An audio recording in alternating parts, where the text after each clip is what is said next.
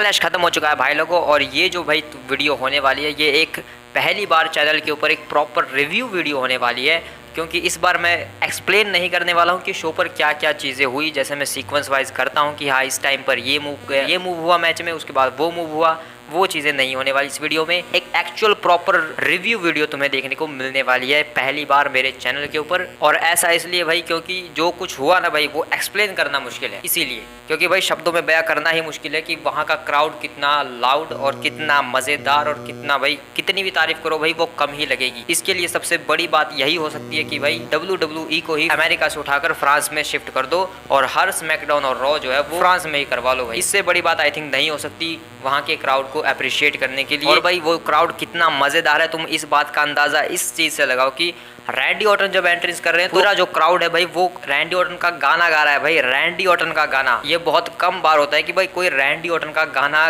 मुंह से गाए भाई और इतना बड़ा क्राउड भाई वो गाना गा रहा होता है। जब नायोमी की एंट्री होती है तो भाई सिनेरियो देखो भाई कितना ग्लोइस्ट फील होता है भाई। ऐसा लगता है कि नायोमी के भाई पुराने दिनों में पहुंच चुका हूँ जब वो अपना ग्लो हर वक्त फैलाती थी और सब उन्हें बहुत ज़्यादा पसंद करते थे भाई। और जे उसो की एंट्रेंस भाई इसकी तो ट्रिपल एच ने ही तारीफ कर दी कि ऐसी एंट्रेंस मैंने कभी देखी ही नहीं है। और जब एजे स्टाइल से एंट्रेंस करते तो भाई पता नहीं कौन सा गाना गा रहे थे ये लोग जो समझ में तो नहीं आया, लेकिन वाइब पूरी थी भाई उसमें, काफ़ी मज़ेदार थी भाई। और यहाँ पर अगर किसी चीज़ की कमी थी भाई तो मैं पूरे शो पर यही सोच रहा था कि भाई काश सेथ फ्रिकिन रॉलिंस यहाँ पर होते, उनका गाना ये सब लोग गाते और सेथ रॉलिंस फिर इन सब के साथ किस तरीके से झूमते। ये जो भी ये जो गाना गा रहे थे जिनमें पूरी वाइब आ रही थी फ्रेंच में भाई, उसके ऊपर भी सेथ रॉलिंस जो है पूरा रिएक्ट करते, उसके ऊपर नाचते गाते। सेथ रॉलिंस भाई मैंने बहुत मिस किया भाई बैकलैश में सेथ रॉलिंस को। ये पूरा जो क्राउड है, जो पूरा अरीना है, पूरा जो फ्रांस है भाई, मुझे तो लगा जैसे भाई सेथ रॉलिंस के लिए ही बना है, क्योंकि सेथ रॉलिंस जिस तरीके से आजकल विजनरी में है तो ये क्राउड भाई उस विजनरी कैरेक्टर को जस्टिफाई करता, उसी के साथ झूम उठता भाई अगर वो यहाँ पर होते। तो मैं तो बस इसीलिए एक्साइटेड हूँ जब अगली बार फ्रांस में इवेंट होगा तो सेथ रॉलिंस वहाँ पर ज़रूर होने चाहिए और फिर ये जो क्राउड करेगा भाई वो अलग ही लेवल की चीज़ें होंगी। तो भाई क्राउड की तारीफ तो बहुत हो गई, लेकिन अगर तुम थोड़ी बहुत नेगेटिव साइड सुनना चाहो तो बस एक ही चीज़ है कि भाई अगर यहाँ पर अमेरिका का क्राउड होता और वो जो नॉर्मल WWE का जो क्राउड होता है अगर वो होता और उन्हें दिख रहा है कि मैच में कुछ बोरिंग चल रहा है, मैच में कुछ खास नहीं है, तो भाई वो बिल्कुल साइलेंट हो जाते हैं या फिर मुंह पर ही गाली देने लगते हैं सबको कि बेकार मैच है भाई। लेकिन भाई ये क्राउड ये इससे कोई फर्क ही नहीं पड़ता कि क्या हो रहा है मैच में, मैच बोरिंग है चलने दो भाई, हम अपनी मस्ती में झूमेंगे भाई। ये लोग अपनी मस्ती में मगन है भाई, इन्हें फर्क नहीं पड़ता कि मैच बोरिंग चल रहा है। अगर मैच बोरिंग चल रहा है तो भाई क्राउड उसे काफ़ी इंटरटेनिंग बना दे रहा था, जिस वजह से भाई मेरा ध्यान तो क्राउड में ही चला जाता था और मैच में क्या बोरिंग चीज़ें चल रही है मुझे उससे फ़र्क ही नहीं पड़ता था। हाँ जब मैच में इंटरेस्टिंग चीज़ें चलती थी तो फिर ध्यान वापस आ जाता था भाई। और मैं किस बोरिंग चीज़ की बात कर रहा हूँ तुम सब जानते हो। और भाई जिन लोगों ने बैकलैश लाइव देखा होगा और जितना भी देखा होगा भाई तो उन सबको समझ में आ गया होगा रेसलमेनिया के लिए कैसा क्राउड चाहिए होता है भाई। ये होता है भाई रेसलमेनिया लेवल क्राउड भाई, ऐसा क्राउड चाहिए होता है भाई रेसलमेनिया में, चाहे मैचेस बकवास हो चाहे कुछ हो भाई, वो लोग क्राउड जो है वो बढ़िया होना चाहिए भाई।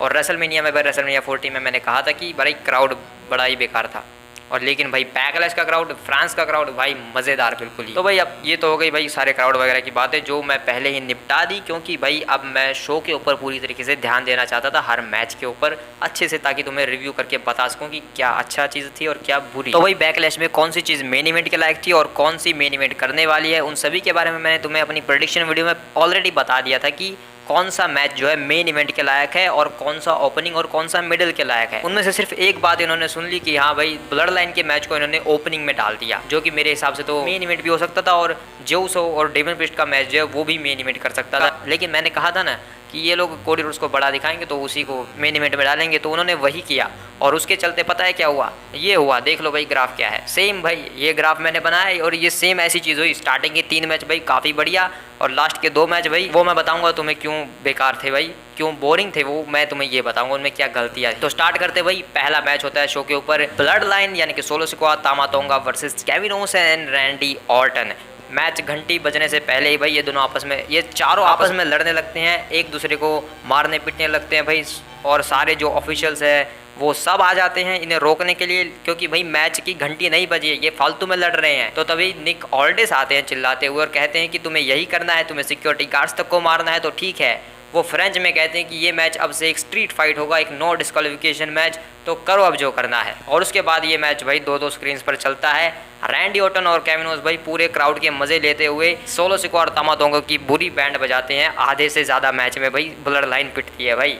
लेकिन जब सोलो सिकोआ और तमा तोंगा जो है अपनी पकड़ बनाते हैं भाई, तो उसके बाद तो भाई रैंडी ऑर्टन और केविन ओवेंस और भी बुरी तरह पिटते हैं भाई, उन्हें मौका ही नहीं मिलता। और सबसे ज़्यादा तो भाई केविन ओवेंस पिटता है भाई, क्योंकि रैंडी ऑर्टन तो भाई बाहर पड़ा रहता है। लेकिन फिर रैंडी ऑर्टन आते हैं भाई, आरकेओ लगाते हैं, लेकिन मतलब सोलो सिकोआ आकर जो है किक आउट करवा देते हैं। और सोलो सिकोआ फिर भाई टेबल के ऊपर समोन स्पाइक लगाने जाते हैं रैंडी ऑर्टन, और रैंडी ऑर्टन वहीं पर भाई टेबल की अनाउंसर्स टेबल के ऊपर एक आरकेओ लगा देते हैं सोलो सिकोआ को। और फिर रिंग के अंदर होता है भाई एक चेयर मारी उसको सजाया, एक चेयर मारी फिर उसको सजाया। ऐसा केविन ओवेंस करते हैं भाई तमा तोंगा के ऊपर। उसके बाद वो एक बहुत बड़ा मूव देने के लिए जाते हैं ऊपर से सेंटोन, लेकिन तमा तोंगा आते हैं, रिवर्सल करते हैं, रिवर्सल करके भाई केविन ओवेंस फाइनली अपना मूव कनेक्ट कर देते हैं चेयर्स के ऊपर। चेयर्स जो केविन ओवेंस ने सजाई थी उनके ऊपर टॉप रोप से पटक देते हैं, तमा तोंगा को पिन करते हैं 1-2। लेकिन तभी भाई कोई बंदा आकर रेफरी की टंगड़ी खींच लेता है, यानी कि रेफरी को ही नीचे खींच लेता है, और पता चलता है कि वो है तांगा लोआ भाई, तमा तोंगा का भाई तांगा लोआ भाई, क्या नाम है भाई। रैंडी ऑर्टन को स्टील स्टेप से बजाते हैं, उसके बाद केविन ओवेंस को बजाते हैं। रिंग के अंदर चेयर के ऊपर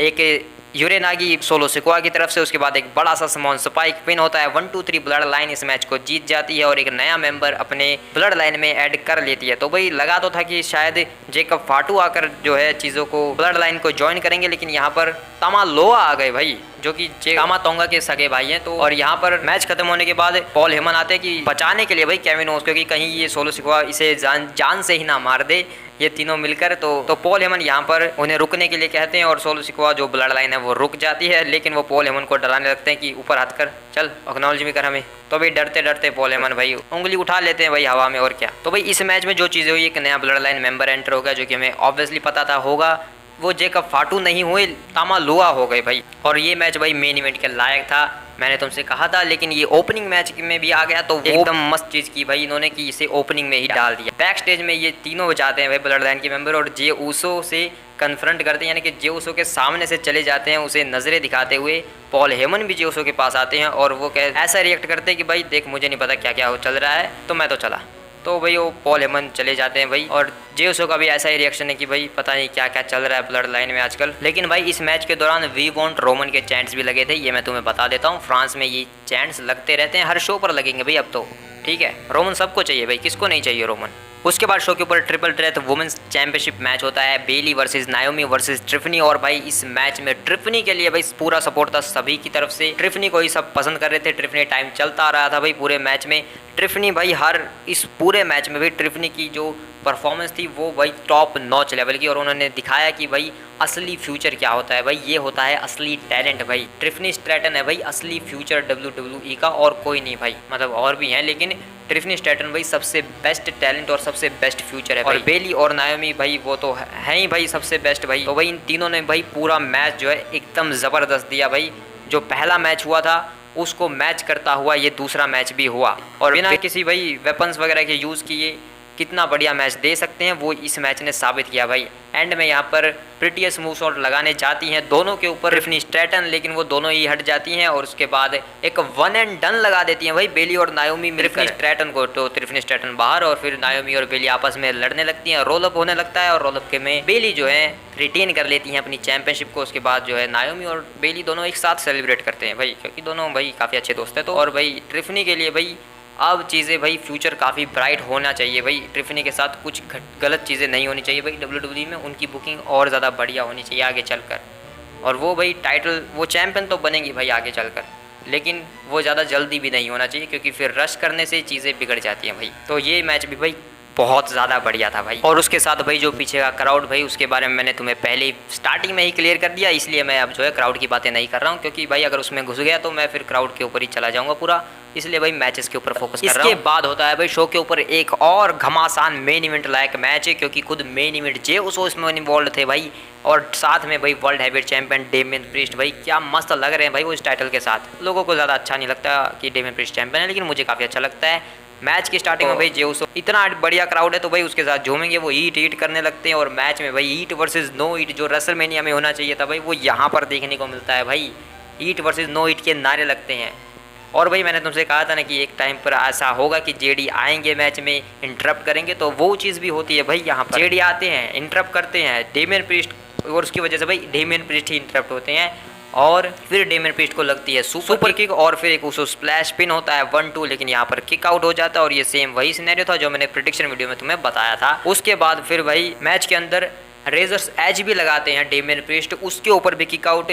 जे उसो भाई स्पीयर लगाते हैं, उसके ऊपर भी किक आउट करते हैं डेमियन प्रीस्ट। उसके बाद जब जे उसो स्प्लैश के लिए जाते हैं तो यहाँ पर फिन बैलर इंटरप्ट कर देते हैं, और उसकी वजह से डेमियन प्रीस्ट यहाँ पर एक साउथ ऑफ हेवन लगाते हैं, और उसके ऊपर भी किक आउट भाई साहब। उसके बाद डेमियन प्रीस्ट का मत्था फिर जाता है, तो भाई राइज राइज कहकर भाई किक्स की बौछार कर देते हैं जे उसो के ऊपर, लेकिन जे उसो पलटवार करते हैं। उसके बाद पता नहीं भाई कितनी सारी सुपर किक्स लगाते हैं, गिनती भी नहीं कर सकते।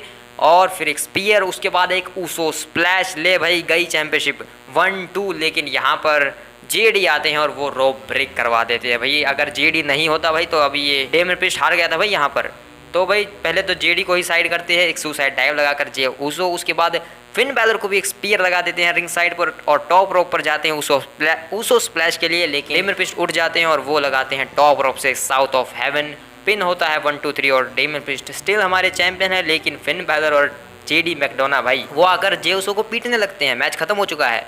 और इस बात से भाई डेमियन प्रीस्ट भड़क जाते हैं और वो जे उसो को बचाते हैं भाई यहाँ पर फिन बैलर और जेडी से, कि क्यों मार रहे हो इसको, अब मैच खत्म हो चुका है, मैं चैंपियन बन चुका हूँ, अब कोई ज़रूरत नहीं है इसे कुछ भी करने की। और फिन बैलर नहीं मानते, वो फिर भी मारने लगते हैं। और फिर यहाँ पर भाई धक्के मुक्की होती है भाई, जेडी को भी दूर दूर फेंक कर मारते हैं, और उसके बाद फिन बैलर को भी भाई धक्के मुक्की। और उसके बाद भाई वो सेम चीज़ भाई जो रोमन रेंस ने जे उसो के साथ की थी, मुंह पर झापटे मारने लगता है कि तू नहीं है असली बॉस, मैं हूँ। तो वो चीज़ें यहाँ पर होती हैं, लेकिन भाई फिन बैलर और जेडी अपने आप को संभालते हैं, वो कुछ नहीं करते हैं यहाँ पर, कुछ भी नहीं करते हैं वो लिटरली। और फिर यहाँ पर भाई डेमियन प्रीस्ट जैसे सोलो पॉल हेमन को डराता है और कहता है कि उंगली उठा, तो यहाँ पर भी डेमियन प्रीस्ट जो है फिन बैलर को बोलते हैं चल ऊपर कर हाथ, और फिर यहाँ पर ये सेलिब्रेट करते हैं जजमेंट डे, और चीज़ें यहीं पर ख़त्म हो जाती हैं भाई। तो भाई ये मैच था भाई मेन इवेंट लायक मैच भाई, इसे ये होना चाहिए था मेन इवेंट। और देखने को क्या मिला भाई वो तुम्हें आगे बताता हूँ। और ये बिल्कुल भाई उसी जो मैंने स्टार्टिंग में ग्राफिक दिखाया था, तो स्टार्टिंग के 3 मैचेस भाई साहब कितने बढ़िया थे, और उसके बाद ये 2 मैचेस भाई सुन लो क्या हुआ था। इसके बाद होता है भाई एक ऐसा women's tag team championship match भाई, जिसके अंदर कमियां निकालने जाओ तो बहुत सारी निकल जाएंगी, और लोगों को बिल्कुल पसंद आई थिंक नहीं आया होगा ये जो मैच हुआ। बैकलैश का सबसे बेकार मैच शायद लोग इसे कह सकते होंगे, लेकिन इतना बेकार ये नहीं था, बल्कि ये बेकार बन गया भाई, क्योंकि स्टार्टिंग इसकी काफ़ी बढ़िया हुई, एंड इसका बहुत ज़्यादा बढ़िया हुआ। लेकिन बीच में भाई रेफरी को नहीं पता है कि किस बंदी के पास टैग है। काबुकी वॉरियर्स और कायरी सेन रिंग के अंदर आकर भाई दोनों मिलकर बजा रही हैं एक बंदी को, और रेफरी कुछ बोल भी नहीं रहा है भाई, हाँ दोनों मारो भाई, क्योंकि रेफरी को पता ही नहीं है कि किसके पास टैग है। और ऊपर से भाई उन तीनों सुपरस्टार्स को नहीं पता है कि क्या करना है। बियंका ब्लेयर आती हैं कुछ ठीक करने के लिए, लेकिन बियंका ब्लेयर भी क्या करे भाई, उन्हें स्क्रिप्ट ही पूरी चेंज हो रही है भाई यहाँ पर तो। और ये चीज़ शायद इसलिए हुई क्योंकि भाई जेड गार्गिल के साथ कुछ प्रॉब्लम हुई थी भाई मैच के अंदर। मुझे तो लगा था कि भाई ले मैच रद्द होने वाला है, क्योंकि जेड गार्गिल एक टाइम पर ऐसा लगा कि वो बेहोश होने वाली है। उस टाइम पर ऐसा लगा कि भाई शायद अब रेफरी जो है मैच को ही रद्द कर देगा, लेकिन जेड गार्गिल उठती हैं। उसके बाद मैच में भाई इनको स्क्रिप्ट याद आती है अच्छे से क्या हुआ था। काबुकी वॉरियर आस्का जो है आपस में टैग इन करती हैं ताकि रेफरी को समझ में आए किसके पास टैग है। लास्ट में भाई फिर बियंका ब्लेयर और जेड गार्गिल अपना पूरा डोमिनेंस दिखाती हैं। जेड गार्गिल जो है कायरी सेन को अपना आई ऑफ स्ट्रॉम लगा देती हैं, और बियंका ब्लेयर आकर आस्का को KOD लगा देती हैं, वो भी कायरी सेन के ऊपर ही। फिर पिन होता है 1-2-3, और बियंका ब्लेयर और जेड गार्गिल नए चैंपियंस बन जाते हैं। और भाई ये जो चैंपियनशिप हैं भाई ये श्रापित चैंपियनशिप्स हैं, ये हम सब जानते हैं। तो जेड गार्गिल के साथ जो मैच में हुआ, अगर उसका जो कॉन्सिक्वेंसेज हैं भाई, अगर वो कुछ अच्छे नहीं निकलते हैं तो फिर तो भाई ये श्रापित टैग टीम्स फिर से होने वाली है, और फिर से हवन करवाना पड़ेगा भाई। वेल भाई शो का मेन इवेंट होता है AJ styles versus Cody Rhodes भाई, यानी कि नेता रोड्स भाई हमारे। और भाई मुझे उम्मीद होती थी कि भाई कि जो कोडी रोड्स है भाई वो प्रोमो भले ही बोरिंग देता हो, लेकिन भाई मैचेस में रेसलिंग वाइज तो काफ़ी बढ़िया चीज़ें करता है भाई। ये जो मैच है भाई वो नेता रोड्स भाई और बोरिंग बना देते हैं भाई। मैं तुम्हें समझाता हूँ कैसे। ये भाई जो पूरा मैच है वो एक मैट रेसलिंग के टाइप पर था, और इससे पहले हम जो भी कुछ देखा भाई वो काफ़ी सारी मैसिव चीज़ें हुई। और ये जो मैच था भाई वो पूरा का पूरा इस तरीके से सेटअप किया गया कि सिर्फ इसमें हमें रेसलिंग देखने को मिलेगी, प्योर रेसलिंग, जो कि भाई आजकल जो है ज़्यादा फैंस को पसंद नहीं आती है। तो जिस वजह से भाई ये जो मैच है वो काफ़ी स्लो पेस पर चल रहा था। एक तो भाई ये कोडी रोड्स भाई एक मूव मारता है, उसके बाद जो है रिंग के चक्कर काटने लगता है भाई, क्योंकि ये रोमन रेस बनना चाहता है भाई। रोमन रेस भी तो ऐसा ही करते हैं ना, एक पंच मारते हैं फिर थोड़ी सी बकवास करने लगते हैं यहाँ वहाँ फैंस के साथ है। तो कोडी रोड्स भी इसमें मैच में वही चीज़ें करते हैं और मैच भाई बहुत स्लो चलता है ये मैच भाई। वो तो क्राउड था भाई, मेरा क्राउड के साथ काफ़ी ज़्यादा इंजॉय कर रहा था मैं, इसलिए ये मैच मैंने देख लिया भाई, नहीं तो मुझे नहीं लगता कि ये मैच भी मैं देख पाता भाई। एजे स्टाइल्स इसमें पूरी कोशिश करते हैं कि वो इसमें स्पीड लाने की कोशिश करते हैं, इसमें रफ्तार बढ़ाने की कोशिश करते हैं मैच की, लेकिन नहीं भाई कोडी रोड्स भाई क्या ही कर सकते हैं, बोरिंग रोड्स है भाई। वेल मैच में हमें काफ़ी सारे रिवर्सल्स देखने को मिलते हैं और एक भी हमें फिनोमिनल फोरआर्म या फिर स्टाइल क्लैश देखने को नहीं मिलता, जो कि सबसे बेकार बात थी भाई इस मैच की। जब एजे स्टाइल्स लास्ट में लगाने जाते हैं फिनोमिनल फोरआर्म तो उसे रिवर्सल कर दिया जाता है एक सुपर किक के जरिए भाई कोडी रोड्स की तरफ से। और एक और चीज़ भाई, एजे स्टाइल्स इसमें वो कपड़े पहन कर आए थे पर्पल कलर के, जो उन्होंने डस्टी रोड्स से जब वो लड़े थे तो उस टाइम पर भी उन्होंने सेम पर्पल कपड़े पहने थे, मतलब सेम कलर वाले भाई। बाकी भाई एंड में यहाँ पर एक सुपर कोडी कटर देखने को मिलता है जो कि टॉप रोप से लगाया जाता है और फिर लगता है एक क्रॉस रोड्स और पिन होता है 1 2 3 और कोडी रोड्स स्टिल हमारी चैंपियन है। और भाई इस मैच में एक बार कमोरा लॉक भी लगाते हैं भाई कोडी रोड्स, और हम सब जानते हैं कि वो कहाँ से सीखा होगा उन्होंने, ऑब्वियसली भाई जिससे 3 बार मैचेस लड़ चुका है और जिसके साथ काफ़ी मज़ा आया होगा उसे, ब्रॉक लेसनर भाई। ब्रॉक लेसनर से कमोरा लॉक सीख कर आया था भाई कोडी रोड्स। तो भाई देखो सबके अपने ओपिनियन होते हैं, लेकिन भाई मुझे ये जो मैच है वो बिल्कुल भी पसंद नहीं आया, काफ़ी बोरिंग मैच था भाई। वो तो क्राउड काफ़ी बढ़िया था भाई, तो उसके साथ काफ़ी मज़ा आ रहा था, इसलिए मैच भाई काफ़ी अच्छा लगने लगा था। लेकिन ये मेन इवेंट के लायक तो बिल्कुल भी नहीं था भाई, इसको बीच में डाल देते भाई। मैंने कहा था ना भाई मैं इसको तो ओपनिंग में ना डालूं, मैं बीच में डालूंगा, लेकिन नहीं भाई वो ग्राफ कैसे बनता फिर जो मैंने बना के दिया है तुम सबको, तो वो ग्राफ बनाना था भाई ने, सबसे पहले तो टॉप पे जाएंगे उसके बाद सीधा नीचे जाएंगे। वेल यहाँ पर शो खत्म होने वाला है और अब सब लोग एक्सपेक्ट कर रहे थे कि शायद कुछ होगा, कोई ना कोई ज़रूर आएगा भाई, लेकिन भाई शो खत्म ही हो जाता है, कोई नहीं आता। मेरा मतलब है भाई अंकल हाउडी वगैरह वो उन सब का टीज़ किया गया था, रिटर्न हो सकता था भाई, लेकिन मैंने कहा था कि भाई अगर अंकल हाउडी का रिटर्न नहीं होगा तो शायद कोई बड़ा टीज़ हमें देखने को मिल सकता है। तो एक QR कोड हमें देखने को मिलता है जब जियोस और डेमियन प्रीस्ट का मैच स्टार्ट होने वाला था तब, और उसमें हमें सुनाई देता है भाई, क्योंकि वो एक वॉइस नोट को खोलता है जिसमें हमें सब समझ सकते हैं भाई वो किसकी आवाज़ है। वो ऑब्वियसली भाई एलेक्सा ब्लिस की आवाज़ है, सब आसानी से इस चीज़ को नोटिस कर सकते हैं कि वो एलेक्सा ब्लिस की ही आवाज़ है। और वो कहती है कि तुम हमें कैसे भूल गई, और वो तुम्हें बदलता नहीं है, वो बस वो तुम्हारे ऊपर काबू नहीं करता है, वो तुम्हें बदलता है, तुम्हें अच्छा बनाता है और बेहतर बनाता है तुम्हें, और तुम्हें समझाता है कि तुम असल में क्या हो। तो ऐसी ऐसी भाई उसमें बातें होती हैं और एलेक्सा ब्लिस की आवाज़ में ही वो शायद सुनने को मिलती है भाई हमें। हाँ भाई वो एलेक्सा ब्लिस की ही आवाज़ है, मुझे नहीं लगता कि वो किसी और की हो सकती है। तो भाई एलेक्सा ब्लिस यहाँ से शायद ये टीज़ किया गया है कि एलेक्सा ब्लिस भी इन सब में इंक्लूड हैं बस। तो अब भाई उस रिपोर्ट की बात करते हैं जो कह रहे थे कि भाई जॉन सीना फ्रांस में, तो वो कहाँ पर क्या कर रहे हैं। तो जॉन सीना देखो शो पर आए थे, बैकलैश में आए थे, लेकिन तुम उसे देख नहीं सकते, तो तुमने उसे देखा ही नहीं कि वो कहाँ पर थे, जिस वजह से तुम्हें नहीं पता चला कि जॉन सीना कहाँ पर थे। बकवास करो भाई, जॉन सीना जो है वहाँ पर मूवी कर रहे हैं, वो भी शार्लेट फ्लेयर के साथ। आई थिंक ऐसी रिपोर्ट निकल कर आई है कि जॉन सीना एक मूवी के लिए गए थे फ्रांस में और वो शार्लेट फ्लेयर के साथ शूटिंग कर रहे थे, मूवी कर रहे हैं भाई वहाँ पर। WWE ने अप्रोच ही नहीं किया उन्हें शायद, या फिर वो खुद ही नहीं आए, बोले कि मुझे मूवी में ज़्यादा पैसे मिल रहे होंगे इसलिए छोड़ो भाई। वेल कोडी रोड्स जो है प्रेस कॉन्फ्रेंस में एक बात को रिवील करते हैं जो कि भाई मेरा तो ड्रीम मैच हो सकता है। कोडी रोड्स कहते हैं कि वो LA नाइट को फेस करना चाहते हैं, मतलब कि भाई वो जो है अपनी इच्छा जाहिर करते हैं कि वो जो है LA नाइट के सामने अपनी चैंपियनशिप को डिफेंड करना चाहेंगे, क्योंकि LA नाइट जो है बहुत बड़ी पॉप लेकर आता है, सब उसे पसंद करते हैं और काफ़ी, और माना कि वो फेस है, ये कुछ ज़्यादा अच्छा नहीं होगा कि हम दोनों फेस होकर लड़ेंगे, लेकिन भाई मैं जानता हूँ कोडी रोड्स ऐसा क्यों कह रहे हैं। भाई देखो LA night versus Cody Rhodes, वो जनता का फेवरेट है भाई, दोनों के दोनों बंदे भाई जनता के फेवरेट है। भले मेरे लिए कोडी रोड्स इतने फेवरेट नहीं है, लेकिन फिर भी मेरे लिए भाई ये काफ़ी बड़ा मैच है भाई, मैं ये देखना चाहता हूँ भाई ये मैच, क्योंकि भाई जब ये मैच होगा तो ऑब्वियसली वहाँ पर LA नाइट तो बुरे नहीं बनेंगे, कोडी रोड्स ही भाई एक एंटी हीरो बन जाएगा वहाँ पर, इसीलिए काफ़ी ज़्यादा एक्साइटेड हूँ उस मैच के लिए जब वो होगा। लेकिन भाई इसके अलावा भाई लास वेगस में रेसलमेनिया को ऑफिशियल कर दिया जाता है भाई 19 और 20 अप्रैल, यानी कि हमारे लिए शायद, यानी कि हमारे लिए भाई 20 और 21 अप्रैल को देखने को मिलेगी 2025 में, जो कि लास वेगस से होगी भाई, स्टेडियम को एलिजेंट स्टेडियम से होगी भाई वो, तो उस चीज़ को ऑफिशियल कर दिया गया भाई, और ये रहा भाई उसका मेन इवेंट, यही होगा ना। तो भाई यही था पूरा बैकलैश, जिसमें भाई मैंने तुम्हें ग्राफ के जरिए बता ही दिया कि क्या चीज़ें थी।